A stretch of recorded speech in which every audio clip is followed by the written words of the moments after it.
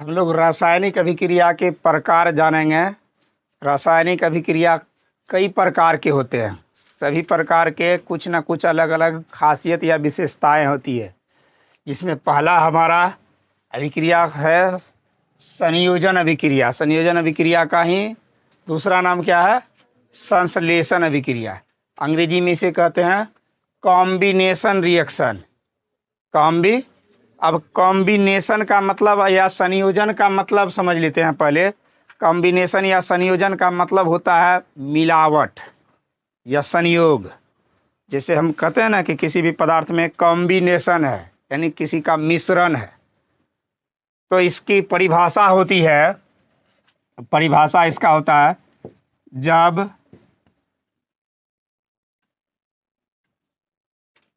ऐसी रासायनिक अभिक्रियाएं ऐसी रासायनिक अभिक्रियाएं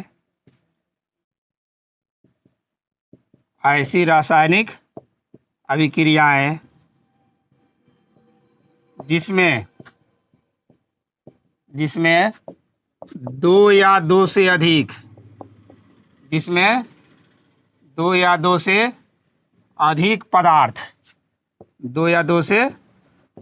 पदार्थ, चाहे इस पदार्थ के रूप में तत्व हो या यौगिक, दो या दो से अधिक पदार्थ आपस में संयोग कर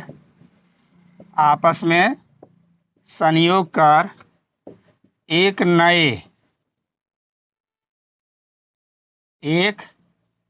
नए भिन्न गुण वाले पदार्थ का निर्माण करते हैं।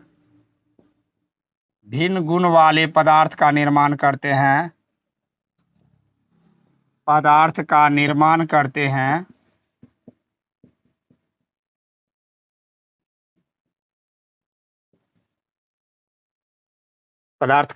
निर्माण करते हैं संयोजन अभिक्रिया कहलाती है। संयोजन अभिक्रिया कहलाती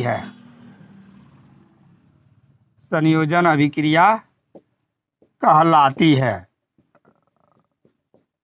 जैसे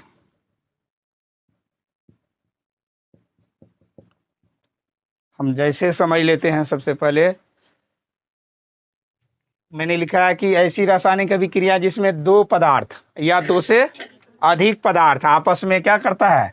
संयोग करता है। संयोग का मतलब आपस में मिलता है, तब किसका निर्माण करता है? तो एक नए भिन्न गुण वाले पदार्थ का निर्माण करता है। जैसे उदाहरण के तौर पर हम लोग यह पढ़े हैं कि कार्बन को ऑक्सीजन की उपस्थिति में दहन करने पर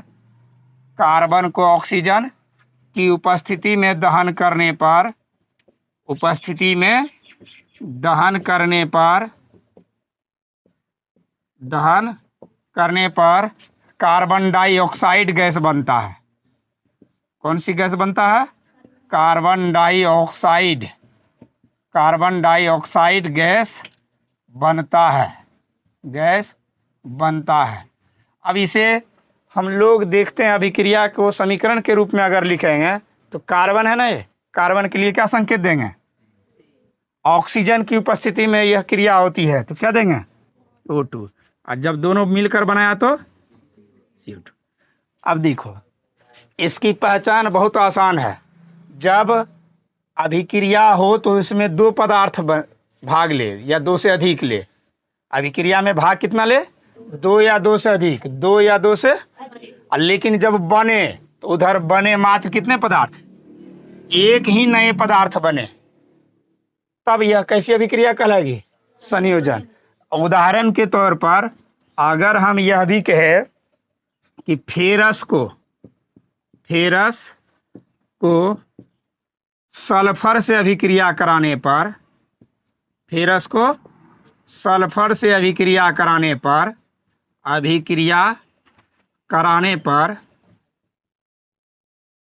फेरस सल्फाइड प्राप्त होता है। फेरस सल्फाइड प्राप्त होता है। इसका मतलब है कि फेरस हो गया, और किसके साथ अभिक्रिया कराया गया? सल्फर के साथ ना, गंधक। और तो निर्माण क्या हुआ? Ferrous sulphide. हम देख रहे हैं अभिक्रिया में कितने पदार्थ भाग लिए? 2। कभी 3 भी ले सकता है, 4 भी ले सकता है, लेकिन आगे निर्मित हमेशा कितने पदार्थ का करे? एक पदार्थ का। तो ऐसी अभिक्रिया हमारा क्या कहलाता है? संयोजन अभिक्रिया। किसी को कोई दिक्कत? इसके कई उदाहरण हो सकते हैं। अगर तीसरा उदाहरण हम और भी लेंगे तो तीसरा उदाहरण अगर यह भी लिखेंगे, मैग्नीशियम को ऑक्सीजन के साथ अभिक्रिया कराते हैं तो मैग्नीशियम ऑक्साइड का निर्माण होता है। जैसे मैग्नीशियम को ऑक्सीजन के साथ अगर अभिक्रिया कराया जाता है तो किसका निर्माण होता है? मैग्नीशियम ऑक्साइड का। अब मैग्नीशियम और ऑक्सीजन कितने अभिकारक में भाग लिए? 2। और निर्मित कितना का हुआ? केवल एक पदार्थ। तो इस तरह की जब भी कोई भी अभिक्रिया आया है जिसमें यह बात हमेशा ध्यान में रहे कि भाग लिया है 2, 3, 4 कई पदार्थ, लेकिन निर्मित केवल किया है एक पदार्थ, तो ऐसी अभिक्रिया क्या कहलाएंगे? संयोजन। रासायनिक अभिक्रिया के प्रकार में सीखेंगे वियोजन अभिक्रिया। वियोजन का ही अन्य नाम है अपघटन अभिक्रिया। इसे अंग्रेजी में कहते हैं डीकम्पोजिशन। क्या बोलते हैं? डीकम्पोजिशन अभिक्रिया। अब इस अभिक्रिया के नाम से हमें बहुत कुछ हद तक जानकारी मिल जाती है। वियोजन या अपघटन का मतलब होता है किसी चीज़ का विखंडित होना, टूटकर बिखर जाना। वियोजन या अपघटन का मतलब क्या होता है? टूटना, टूटकर अलग हो जाना। तो इस अभिक्रिया का परिभाषा होता है ऐसी रासायनिक अभिक्रिया, ऐसी रासायनिक अभिक्रिया, ऐसी रासायनिक अभिक्रिया, ऐसी रासायनिक अभिक्रिया जिसमें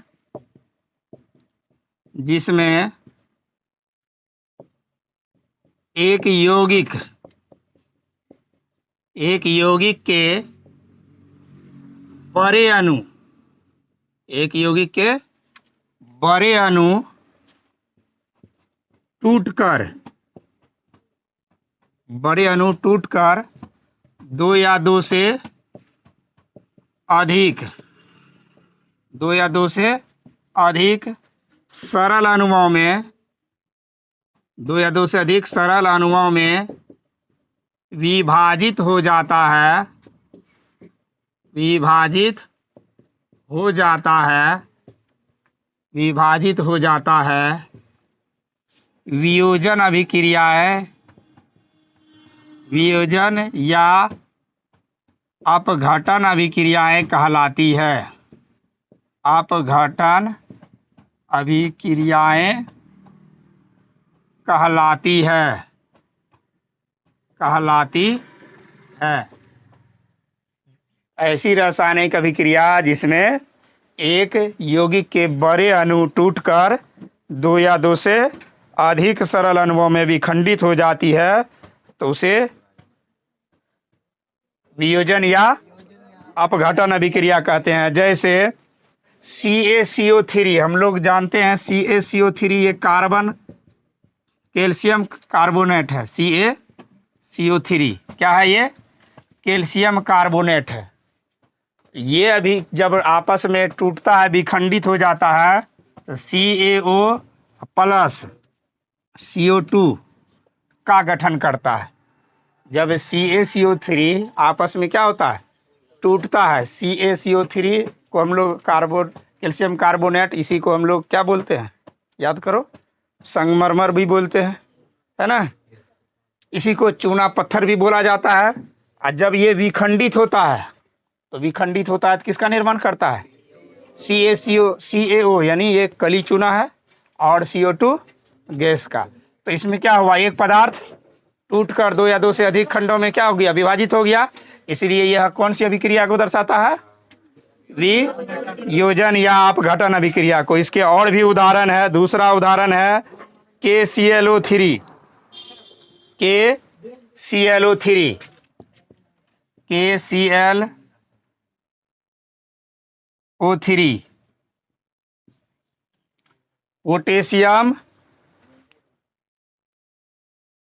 पोटेशियम क्लोराइड ऑक्साइड। जब यह टूटता है तो पोटेशियम क्लोरीन और ऑक्सीजन में यह टूट जाता है पोटेशियम क्लोराइड और ऑक्सीजन में। तो ये हमारा किसके उदाहरण है? एक यौगिक है, एक जटिल यौगिक, और खंडित हो गया दो या कभी दो से अधिक में भी टूट जाएगा। तो इस तरह की अभिक्रियाएं हमारा क्या कहलाएगा? जैसे हम लोग यह भी जानते हैं H2O, ध्यान दोगे, H2O क्या है? जल है ना। तो हम लोग सुने होंगे कोरोना का जब काल चल रहा था, जिसमें ऑक्सीजन का काफ़ी अभाव हो गया था देश को, तो हर एक हॉस्पिटल में एक संयंत्र स्थापित किया गया था जिसमें जल से ही ऑक्सीजन प्राप्त की जाती थी। हम लोग जानते भी हैं कि जल हाइड्रोजन और ऑक्सीजन से मिला है, और जब इसको विद्युत अपघटन अभिक्रिया कराई जाती है, इसमें विद्युत प्रवाहित किया जाता है, तो हाइड्रोजन और ऑक्सीजन दोनों क्या हो जाता है? विखंडित होकर अलग हो जाता है। और विखंडित होकर अलग हो जाता है तो ऑक्सीजन का उपयोग आसानी से कर लेते हैं हम लोग। तो ये अभिक्रिया है, चूंकि एक जटिल अणु है ये, और टूट गया दो सरल अणु में, ये किसके उदाहरण हो गए? ये वियोजन या अपघटन अभिक्रिया। वियोजन अभिक्रिया। और आज हम लोग पढ़ेंगे ऊष्माक्षेपी रासायनिक अभिक्रिया। ये ऊष्माक्षेपी रासायनिक अभिक्रिया का डिफिनेशन होता है ऐसी रासायनिक अभिक्रिया जिसमें उत्पाद के निर्माण, यानी कोई प्रोडक्ट जब बनता है अभिक्रिया के दौरान, तो उसके साथ साथ किसकी प्राप्ति होती है? ऊर्जा की भी प्राप्ति होती है। तो ऐसी अभिक्रिया क्या कहलाती है? ऊष्माक्षेपी रासायनिक अभिक्रिया। जैसे हम लोगों का एक श्वसन अभिक्रिया ऊष्माक्षेपी अभिक्रिया है। श्वसन अभिक्रिया, हम लोग जब सांस लेते हैं तो सांस लेने के दौरान हमारे अंदर ऊष्मा का उत्सर्जन होता है, एक प्रकार का धीमी ऊष्मा, और इस ऊष्मा के कारण हमारा जो भोजन होता है ग्लूकोज की मात्रा में सांस के रूप में ऑक्सीजन ग्रहण करते हैं, और ऑक्सीजन जैसे ग्रहण करते हैं तो ये ग्लूकोज हमारा टूट जाता है। क्या चीज में टूटता है? तो CO2 में।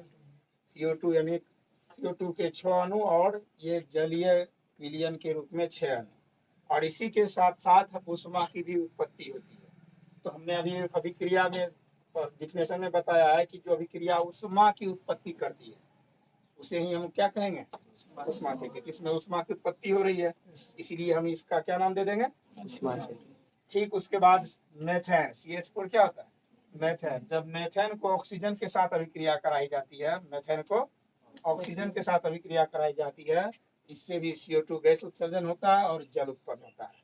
CO2 गैस और जल। लेकिन इसके साथ साथ ऊष्मा की भी प्राप्ति होती है। तो ऊष्मा की प्राप्ति जैसे हुई, यह किस प्रकार की अभिक्रिया को दर्शाया? ऊष्माक्षेपी। तो मतलब यह हो गया अर्थ, ऐसी रासायनिक अभिक्रिया जो उत्पाद के निर्माण के साथ साथ ऊष्मा की भी उत्पत्ति करती है, उसे हम लोग ऊष्माक्षेपी रासायनिक अभिक्रिया के नाम से जानते हैं। इसके बाद आगे दूसरा प्रकार हम लोग सीखते हैं, ऊष्माशोषी रासायनिक अभिक्रिया। इसका डिफिनेशन होता है ऐसी रासायनिक अभिक्रिया जिसमें ऊष्मा का अवशोषण होता है। अवशोषण का मतलब होता है ग्रहण करना। अवशोषण का मतलब होता है ग्रहण करना। जिस रासायनिक अभिक्रिया में ऊष्मा अवशोषित हो जाता है, अर्थात ऊष्मा उसमें आवश्यकता होता है, ग्रहण किया जाता है, उसे ही हम लोग क्या कहते हैं? ऊष्माशोषी रासायनिक अभिक्रिया। जैसे उदाहरण के तौर पर है ये सिल्वर क्लोराइड। सिल्वर क्लोराइड को जब सूर्य प्रकाश की उपस्थिति में रखा जाता है तो सूर्य प्रकाश में ऊष्मा होती है, गर्मी होती है ना। ये सिल्वर क्लोराइड का जो चमक होता है, ये चमक सूर्य प्रकाश की उपस्थिति में रखने के कारण ये अपघटित हो जाता है, सिल्वर अलग हो जाता है और क्लोराइड अलग हो जाता है, जिससे इसका रंग जो होता है धूसर हो जाता है। धूसर का मतलब जो चमक सिल्वर क्लोराइड में पहले था उससे क्या हो जाता है? अलग हो जाता है। किसके कारण? ऊष्मा के कारण, यानी ऊष्मा की उपस्थिति के कारण। ठीक, उसका दूसरा उदाहरण है CaCO3, कैल्शियम कार्बोनेट। हम लोग जानते हैं ये कैल्शियम कार्बोनेट जब ऊष्मा की उपस्थिति में होता है, ऊष्मा की उपस्थिति में यह कली चूना और CO2 गैस में परिणत हो जाता है। इसमें कली चूना, कैल्शियम ऑक्साइड किसको कहते हैं हम लोग? कली चूना, और CO2 गैस में परिणत हो जाता है। इसमें ऊष्मा का क्या हुआ? अवशोषण हुआ, यानी ऊष्मा ग्रहण किया। इसलिए इस तरह की जब भी कोई रासायनिक अभिक्रिया आएगी जिसमें कि ऊष्मा ग्रहण करने की बात कही जाए तो हम उसे क्या कहेंगे? ऊष्माशोषी अभिक्रिया। लेकिन अगर ऐसी रासायनिक अभिक्रिया हो जिसमें ऊष्मा उत्पाद के साथ निकलने की बात कही जाए तो उसको हम लोग क्या कहेंगे?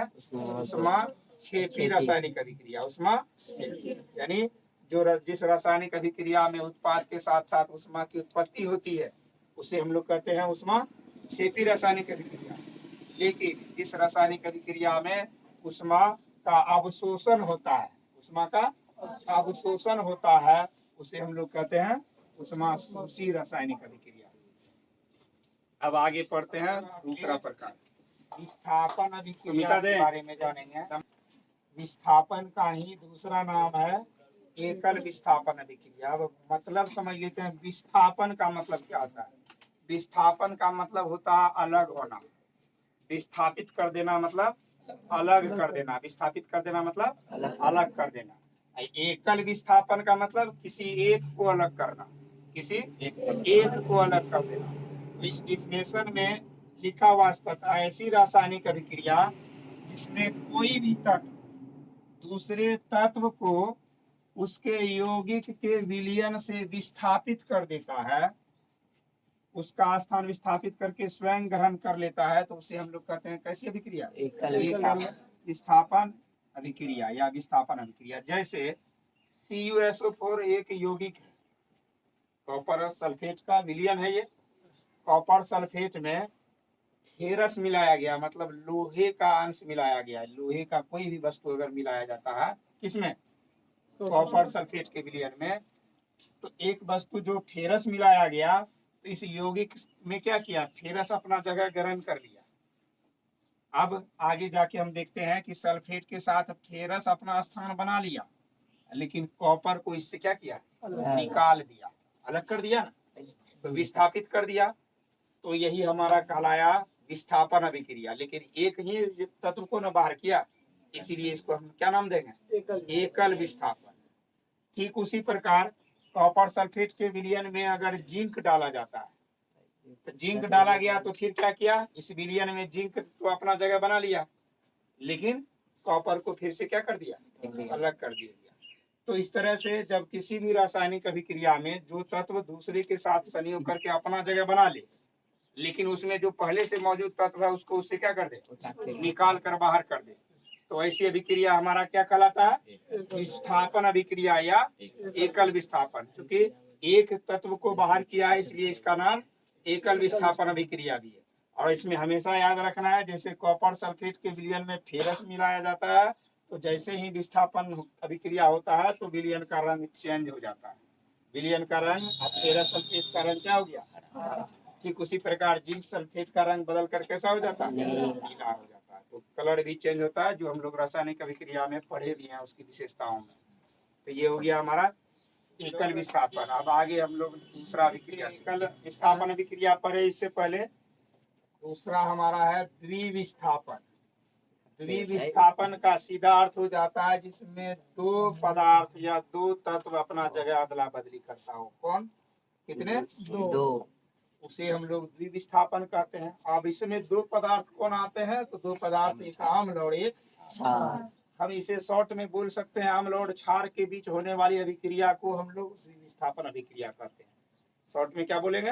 अम्ल और क्षार के बीच होने वाली अभिक्रिया को द्विविस्थापन अभिक्रिया या इसी को उदासीनीकरण अभिक्रिया कहते हैं। परिभाषा है, ऐसी रासायनिक अभिक्रिया जो अम्ल एवं क्षार के साथ संपन्न होती है। अम्ल एवं क्षार के साथ संपन्न होने वाली अभिक्रिया क्या कहलाती है? द्विविस्थापन अभिक्रिया कहा जाता है। इसी का द्विविस्थापन अभिक्रिया का एक और नाम है उदासीनीकरण अभिक्रिया। यानी द्विविस्थापन अभिक्रिया को हम लोग उदासीनीकरण अभिक्रिया के भी नाम से जानते हैं। अब उदासीनीकरण नाम क्यों पड़ा, हम इसे समझ लेते हैं। जैसे अम्ल, हाइड्रोक्लोरिक क्या है? अम्ल है। हाइड्रोजन क्लोराइड अम्ल है, और NaOH क्षार है। अम्ल का मतलब जो खट्टे पदार्थ हो जिसका pH मान 7 से कम हो, और ये जिसका pH मान 7 से अधिक हो वह क्षार होता है। ये क्षार है। अब ये दोनों कैसे अपना दो स्थान अदला बदली करता है, यहाँ हम समझते हैं। जैसे HCl में H हाइड्रोजन, Cl क्लोरीन है ना, दो अलग अलग पदार्थ है ना। उसके बाद NaOH में N अलग है, AOH, Na सोडियम अलग है और OH अलग है ना, सोडियम। अब देखो ध्यान से, ये जब आपस में अभिक्रिया करती है यहाँ ध्यान दो। आपस में अभिक्रिया करती है तो क्या किसके साथ अभिक्रिया किया, यानी किसके साथ अभिक्रिया किया, Cl के साथ। तो क्या बनाया NaCl। फिर H किसके साथ किया, H के साथ, तो H के हो गया, तो H2O हो गया। दोनों अपना जगह अदला बदली कर लिया ना। Yes sir. NaCl के साथ चला गया और HOH के साथ चला गया, तो दोनों अपने जगह का अदला बदली कर लिया। अब अदला बदली करने के बाद अब इसका pH मान पहले 7 से कम था, इसका 7 से ज्यादा था, लेकिन जब लवण बनाया तो इसका pH मान 7 के बराबर हो गया, अर्थात ये उदासीन पदार्थ है। ऐसी अभिक्रिया में जब भी निर्माण हुआ तो उदासीन पदार्थ का निर्माण हुआ। ये कैसा पदार्थ है, उदासीन। जब किसी अभिक्रिया में उदासीन पदार्थ का निर्माण हो, वही अभिक्रिया हमारा कौन सी अभिक्रिया कहलाएगा, उदासीनीकरण अभिक्रिया। अब समझ में आ गया उदासीनीकरण नाम क्यों हुआ इसका, क्योंकि जो पदार्थ निर्मित हुआ NaCl यह उदासीन है, इसका pH मान 7 के बराबर होता है।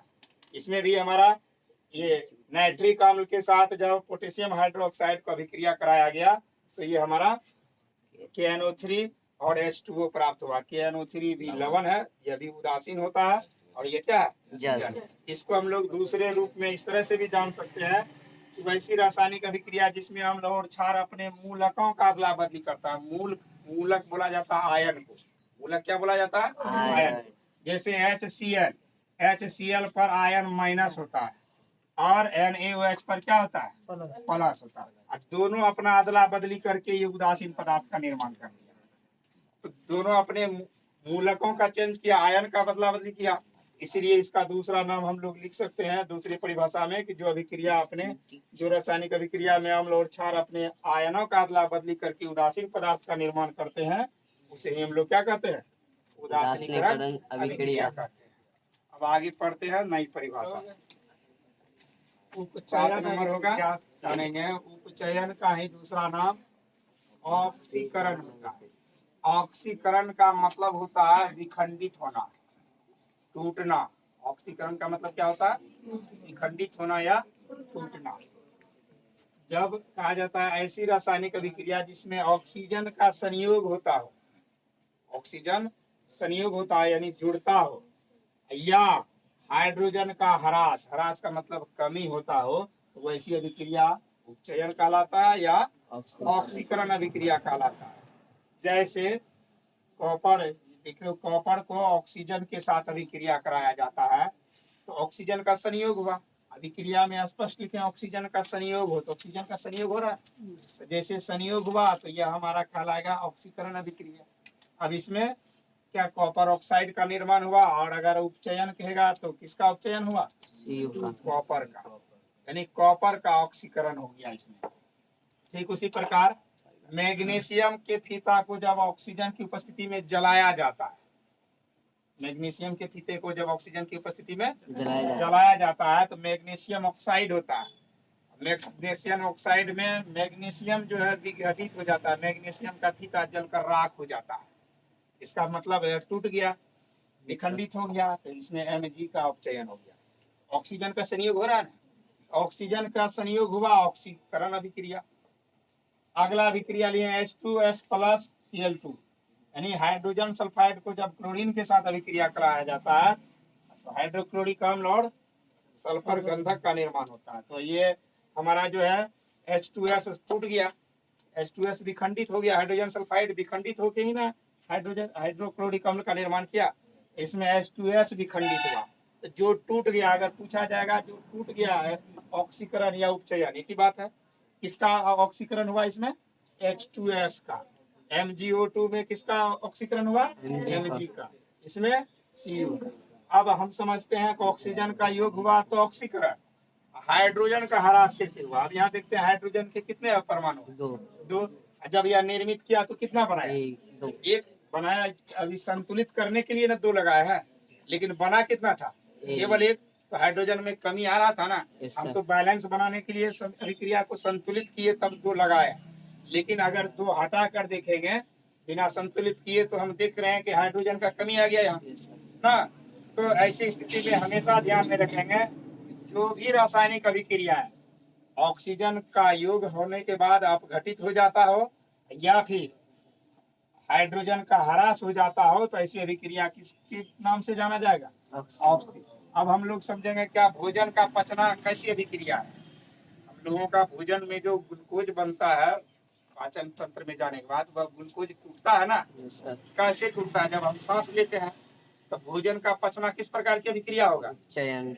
उपचयन अभिक्रिया। पूछा जाएगा भोजन का पाचन होना कैसी अभिक्रिया है? उपचयन अभिक्रिया है। हम भोजन का पाचन किसके द्वारा करते हैं? श्वसन के द्वारा।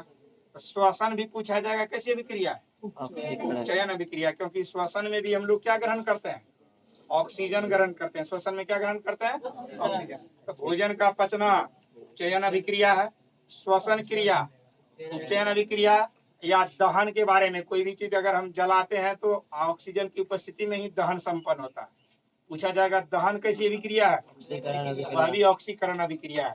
यानी जिस अभिक्रिया में ऑक्सीजन की उपस्थिति होना अनिवार्य है वह हमारा कैसी अभिक्रिया कहलाएगा? ऑक्सीकरण अभिक्रिया या उपचयन। तो हम लोग जानेंगे भोजन का पचना ऑक्सीकरण अभिक्रिया है, दहन होना ऑक्सीकरण अभिक्रिया है, श्वास लेना भी ऑक्सीकरण अभिक्रिया। जस्ट इसके विपरीत अगला जानते हैं अपचयन अभिक्रिया। हमारा नंबर अभिक्रिया है अपचयन। इससे पीछे हम लोग उपचयन पढ़े थे। उपचयन का मतलब होता था ऑक्सीकरण, लेकिन अपचयन का मतलब होता है अवकरण अभिक्रिया। यह उपचयन का जस्ट विपरीत है। उपचयन का उल्टा होता है अपचयन। उपचयन में हम लोग पढ़े थे ऑक्सीजन का योग और हाइड्रोजन का ह्रास होता है, लेकिन अपचयन अभिक्रिया में हम लोग पढ़ेंगे ऐसी रासायनिक अभिक्रिया जिसमें हाइड्रोजन का योग हो गया, उसके विपरीत हाइड्रोजन का योग हो और ऑक्सीजन का ह्रास हो। ह्रास मतलब कमी हो। जिस अभिक्रिया में हाइड्रोजन का योग और ऑक्सीजन का ह्रास होता है उसे हम लोग कहते हैं अपचयन अभिक्रिया। क्या कहेंगे? अपचयन अभिक्रिया। जस्ट इसके उल्टा अगर हम लोग कहेंगे कि जिस अभिक्रिया में ऑक्सीजन का योग हाइड्रोजन का ह्रास होता है उसे उपचयन, जिसमें हाइड्रोजन का योग ऑक्सीजन का ह्रास हो उसे कहेंगे अपचयन अभिक्रिया। जस्ट इसका उदाहरण भी हम लोग देखते हैं। ये N2 है, नाइट्रोजन के साथ हाइड्रोजन का अभिक्रिया कराया गया है तो H2 का संयोग हुआ, हाइड्रोजन का संयोग हो रहा है ना, इसलिए हाइड्रोजन का संयोग होने के कारण यह हो गया अपचयन। इसमें किसका अपचयन हो रहा है? N2 का। अब उसी प्रकार यहाँ ध्यान दो, CuO कॉपर ऑक्साइड है। CuO क्या है? Copper oxide. इसमें भी हाइड्रोजन का योग हुआ, हाइड्रोजन का योग हो गया तो यह भी हमारा कैसा अभिक्रिया हो गया? अपचयन अभिक्रिया। फिर यहाँ ध्यान से देखते हैं MgO है। MgO में हम देखते हैं आगे जब अभिक्रिया हुआ तो मैग्नीशियम से ऑक्सीजन लुप्त हो गया, यानी मैग्नीशियम ऑक्साइड से ऑक्सीजन की कमी हो गई है ना। मैग्नीशियम ऑक्साइड जब अभिक्रिया करने के साथ कार्बन के साथ अभिक्रिया किया तो क्या हुआ? मैग्नीशियम से ऑक्सीजन विलुप्त हो गया, निकल गया, कमी हो गया ऑक्सीजन का। यहाँ हम लोग लिखे भी हैं कि अगर ऑक्सीजन का कमी अभिक्रिया दिखा रहा है तो भी अपचयन, हाइड्रोजन का योग दिखा रहा है तो भी अपचयन। ऐसी स्थिति में हमारे ये सभी अभिक्रियाएं किसके उदाहरण है? अपचयन के अभिक्रिया। तो हम लोग फिर से जान लेते हैं कि जिस अभिक्रिया में ऑक्सीजन का योग हाइड्रोजन का ह्रास होता है उसे उपचयन बोलते हैं। जस्ट इसके विपरीत जिस रासायनिक अभिक्रिया में हाइड्रोजन का योग और ऑक्सीजन का ह्रास होता है उसे अपचयन अभिक्रिया कहते हैं। तो उपचयन का विपरीत क्रिया होता है अपचयन। संयोजन का विपरीत होता है वियोजन। ऊष्माक्षेपी का विपरीत होता है ऊष्माशोषी। ऊष्माक्षेपी का विपरीत क्या होता है? ऊष्माशोषी। उसके बाद हम लोग पढ़े थे एकल विस्थापन द्विविस्थापन। एकल विस्थापन में एक तत्व विस्थापित होता था, द्विविस्थापन में दोनों तत्व अपने स्थान का अदला बदली कर लेते थे। इतना अभिक्रिया हम लोग आज पढ़े हैं, फिर आगे जो शेष बचा अगले दिन पढ़े।